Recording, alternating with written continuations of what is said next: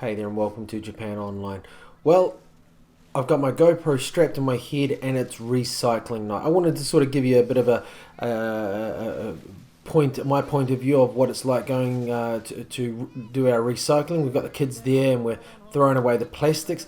Japan, it's pretty intense. There's a lot of different categories you have to throw rubbish away, and you sort of get an idea of what it's like. We've got the boot full of everything, plastics, cardboard, newspapers, metal things, cans, steel cans, aluminium cans, and umbrellas. I think we took this time, and CDs that were thrown away, DVDs, a crazy amount of stuff. And so here I've got my the oldest daughter here. We're just about to throw away some of the cardboard boxes, and you can see the other tied up. Pretty much that's what you have to do. You put them all together and you have to tie them up and stack them. You can sort of see the other boxes there being tied up, and to the left there was some books and comic books and stuff all tied up. And so here we're going to get rid of the umbrellas. To the left there you have things like steel cans, aluminium cans, bottles, pet bottles there. Here we have all the metal or big kind of things that we want to throw away. So we have to put those into a bin. Now we're going to throw away some steel poles we had for for hanging up washing and stuff. So I'm going to throw those away, and you'll see that I'll put it down here. He's already seen what I've got, and I put it down there, and he's like, oh, you can't leave the string on there, so I have to go and think, oh, okay. So I take the string off, and I thought it would have been good, be all nice tidied up, but no, not really.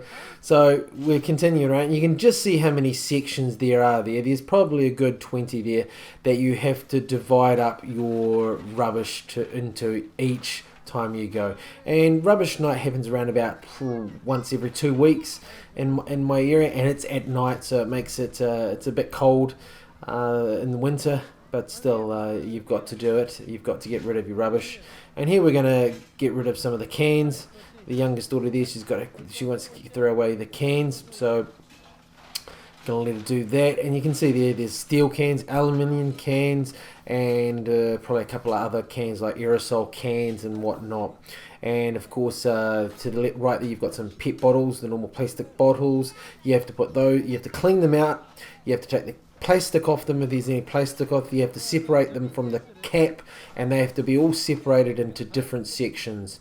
And it's just for one little bottle there. The guy there's asking me, he's going, oh, how's things and everything, and I'm like, oh yeah, it's all good and everything, and blah blah. So yeah, he's a neighbour, of course. So, and you can just see where there's a huge amount of separating to be done.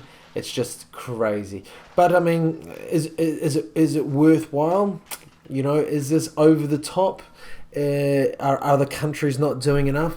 That's the big question. No one really knows, and you can see I'm throwing away a lot of cords, USB stick, and he's like, no, the box doesn't go in here, sorry, you have to put that away in a separate thing there. And I'm like, oh, that's familiar, I've seen that bottle. And he goes, yeah, you're going to have to put that away somewhere else. So I put the plastic in that one there, and then I have to go and put the cardboard over. Oh no, I keep the cardboard, that's strange. But normally I think I would have taken the cardboard and put it in the cardboard section that we just sort of did. So crazy, isn't it? This has to be done every time. You just can't kind of like put it in a big bag and expect to throw it out when you throw the normal burnable stuff. You have to separate your burnables. You have to separate your non-burnables. Here I'm going to throw away that box now.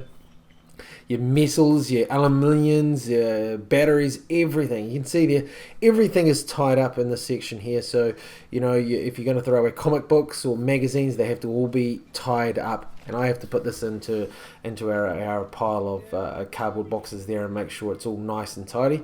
But that's just typical. That's just typical of Japan. And of course, I had to go home and bring back this heated carpet that we're throwing away.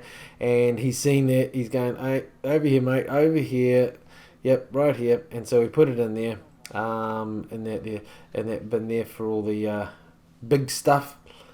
So that's what it's like to go and recycle here in Japan, to throw away your rubbish on a typical night here in Japan. So thought you might enjoy that. It can be quite busy, quite intensive, but still an experience.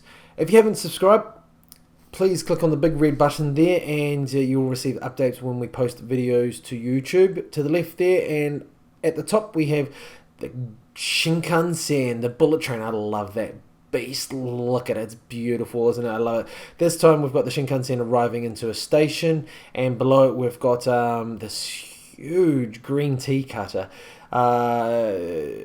Yeah, there's about 3 or 4 different types you can get. This one here, because the trees, the bushes, or what you want to call it, the green tea bushes are close together, it's very difficult to get a normal cutter in there. So they have this one that just sort of stands on top of these wheels and goes into down the narrow gaps there, and so you can sort of see there.